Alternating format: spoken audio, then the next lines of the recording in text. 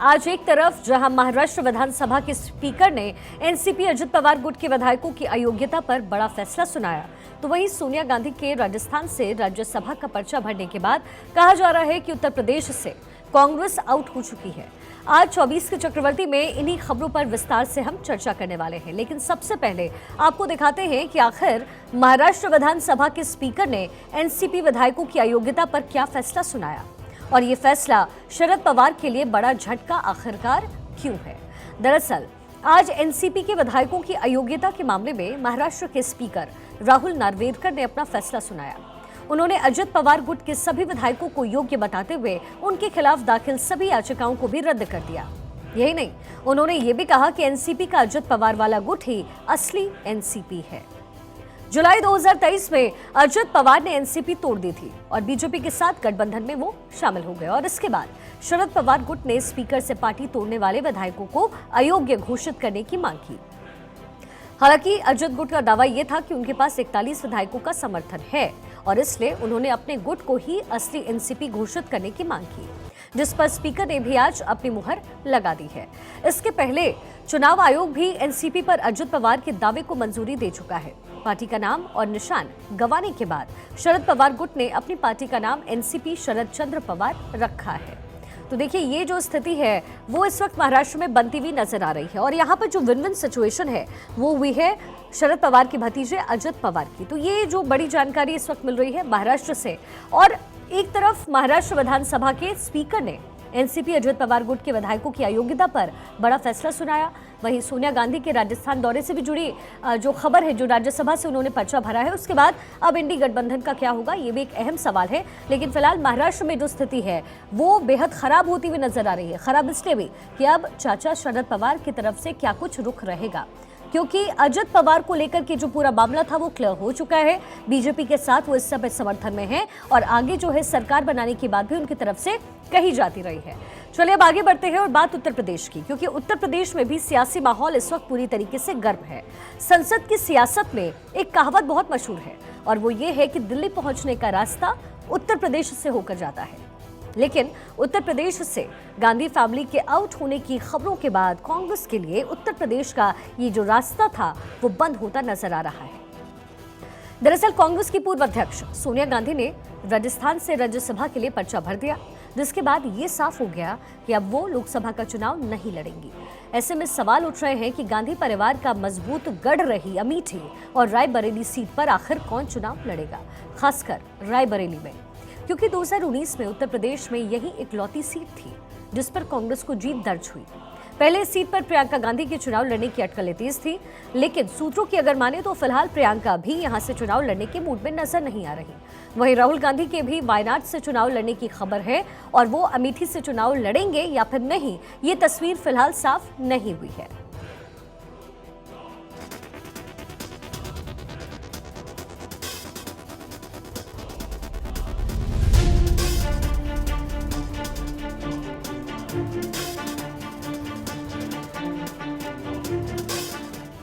Raebareli UP में कांग्रेस का वो गढ़ जो 14 की मोदी लहर में भी टिका रहा।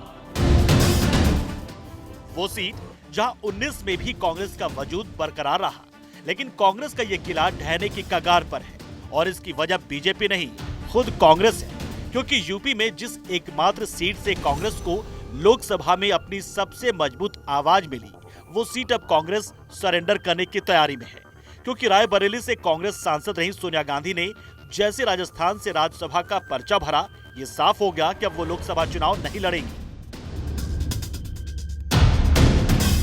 कांग्रेस की बागडोर संभालने के बाद जब सोनिया गांधी ने चुनाव लड़ने का फैसला लिया था तो उन्होंने अपने लिए कांग्रेस की सबसे मजबूत सीट रायबरेली को ही चुना था। साल 2004 में वो पहली बार रायबरेली से चुनाव लड़ी और जीतकर संसद भी पहुंची थी।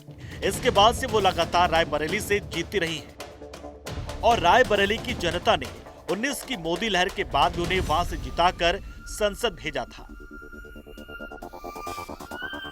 और इसकी वजह भी थी क्योंकि रायबरेली सीट 66 साल से कांग्रेस के पास रही है। इसमें भी 56 सालों तक यहां से गांधी नेहरू परिवार का सदस्य ही सांसद चुना गया है। वर्ष 1992 से 1960 के बीच यहाँ से इंदिरा गांधी के पति फिरोज गांधी लगातार 2 बार चुनाव जीते। इसके बाद 1967 से 1980 के बीच इंदिरा गांधी यहाँ से लगातार 4 बार चुनाव जीतती रही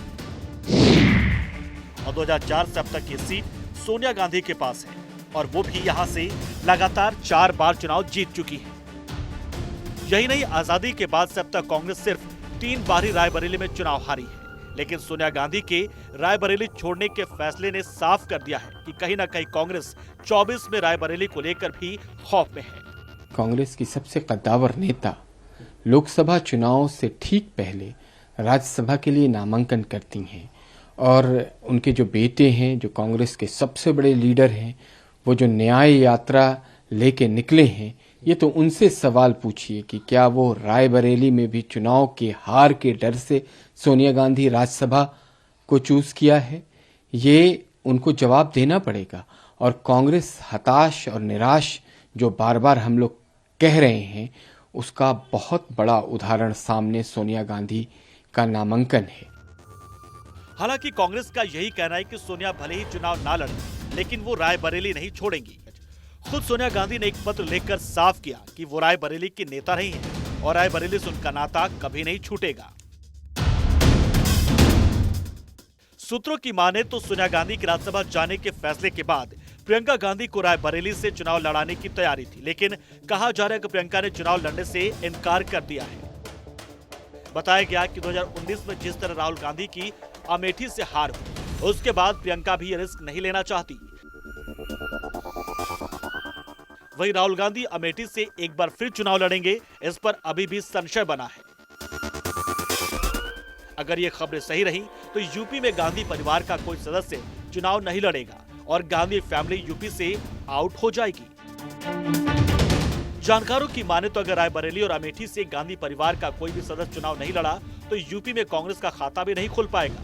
वहीं प्रदेश में सपा और कांग्रेस में भी सीट शेयरिंग फाइनल नहीं हुई है। ऐसे में देखना दिलचस्प होगा कि क्या समाजवादी पार्टी गांधी परिवार की गैर हाजिरी में रायबरेली और अमेठी को कांग्रेस के हवाले करेगी, और अगर करेगी तो वहां से कांग्रेस का उम्मीदवार कौन होगा।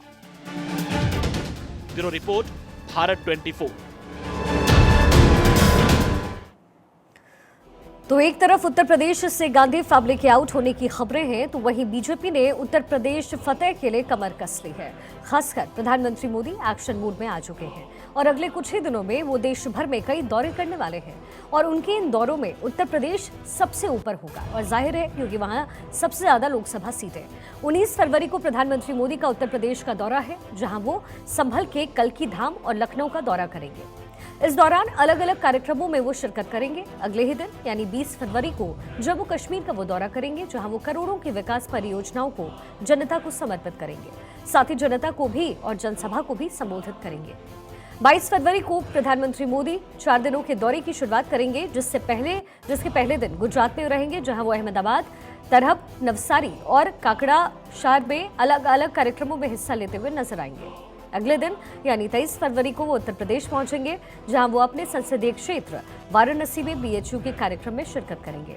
साथ ही संत गुरु रविदास जयंती के कार्यक्रम में भी हिस्सा लेंगे। 24 फरवरी को वो फिर से गुजरात पहुंचेंगे, जहां वो जामनगर में कई कार्यक्रमों में हिस्सा लेंगे। 25 फरवरी को वो गुजरात के ही बेट द्वारका पहुंचेंगे और पूजा अर्चना करेंगे। साथ ही वो वहां बने नए सिग्नेचर ब्रिज को भी जनता को समर्पित करेंगे। इसके अलावा वहां वो कई विकास परियोजनाओं का शिलान्यास और उद्घाटन करने वाले हैं। यानी इसी महीने प्रधानमंत्री मोदी के तकरीबन आधा दर्जन दौरे हैं और इस दौरान वो जहां 3 दिन गुजरात में रहेंगे, तो वहीं 2 दिन उत्तर प्रदेश में गुजारने वाले हैं। चलिए खबरों में आगे बढ़ते हुए मध्य प्रदेश का रुख करते हैं। मध्य प्रदेश में बीजेपी ने प्रचंड बहुमत के साथ सरकार बनाई तो सबकी निगाहें सीएम के चेहरे पर थी, लेकिन एक लंबी कतार में से डॉक्टर मोहन यादव को सीएम का ताज पहनाकर हाईकमान ने सबको चौंका दिया। शपथ ग्रहण करते ही डॉक्टर मोहन यादव ने सुर्खियां बटोरना शुरू कर दिया। लगातार एक्शन मोड में नजर आए और एक्शन मोड में रहकर डॉक्टर मोहन यादव ने महज 2 महीने के कार्यकाल में ही ये साबित कर दिया कि अगर ठान लिया जाए तो कुछ भी असंभव नहीं है। मोहन यादव ने महज 60 दिन के कामों के जरिए प्रदेश ही नहीं बल्कि देश के सामने एक नजीर पेश की। मोहन सरकार के 60 दिन बेमिसाल, पर यह हमारी खास पेशकश आपको देखनी चाहिए।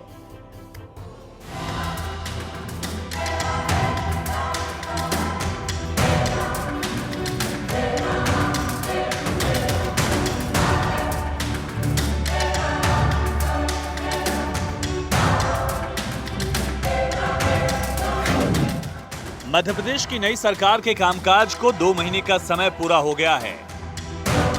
प्रदेश के मुखिया डॉक्टर मोहन यादव लगातार जन सेवा में लगे हैं।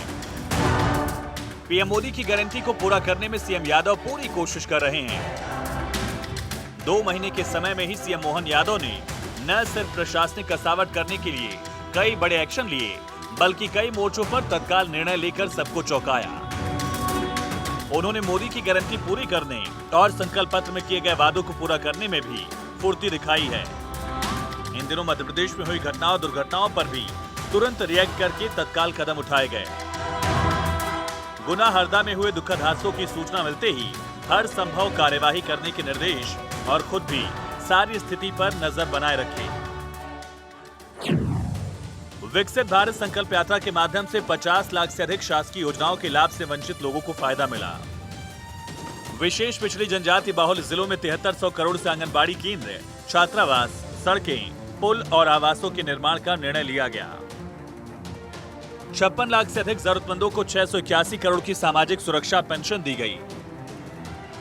स्वामित्व योजना में 1.75 लाख ग्रामीण नागरिकों को प्रधानमंत्री नरेंद्र मोदी द्वारा भू अधिकार पत्र वितरित।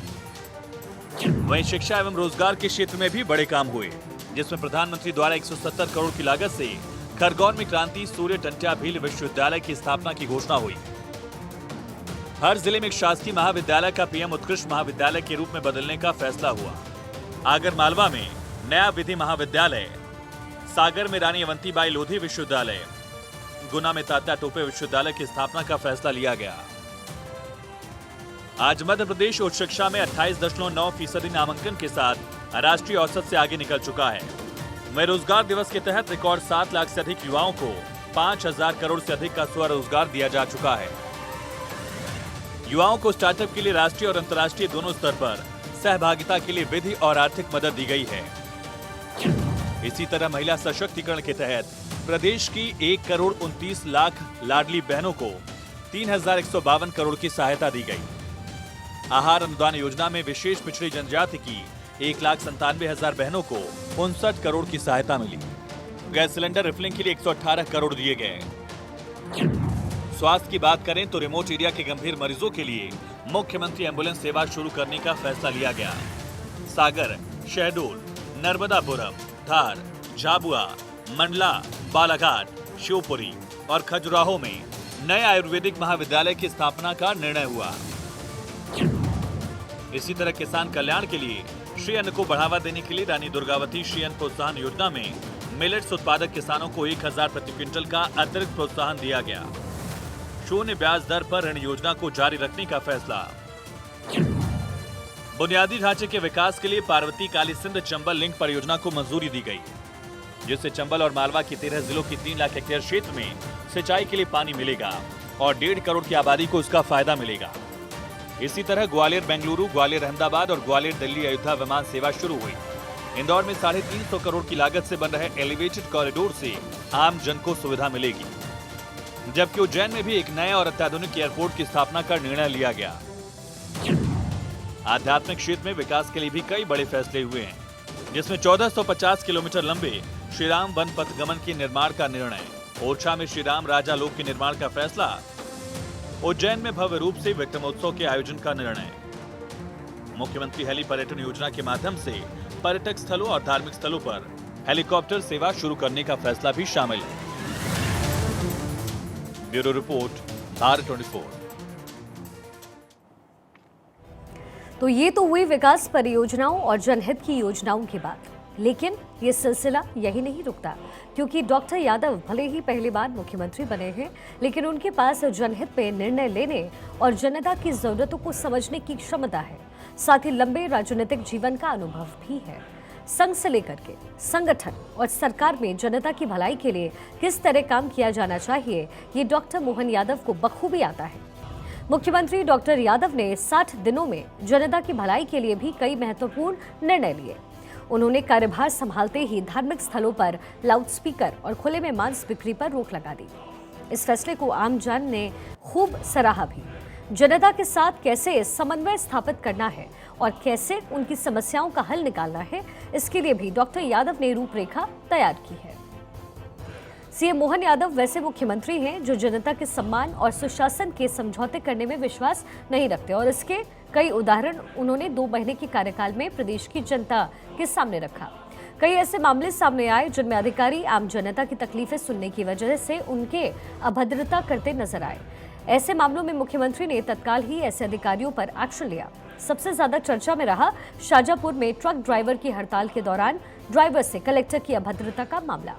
ऐसी ही कई और घटनाएं सामने आई, जैसे उमरिया में एसडीएम का महिला कर्मचारी से जूते के फीते बंधवाना, साथ ही बाथवगढ़ एसडीएम की लोगों के साथ मारपीट का मामला, या फिर देवास में महिला तहसीलदार का किसान के साथ अभद्र भाषा का प्रयोग करना। सभी मामलों में सीएम ने संवेदनशीलता दिखाई और अधिकारियों को साफ मैसेज दिया कि उनके लिए जनता का सम्मान और सुशासन का संकल्प ही सबसे ऊपर है।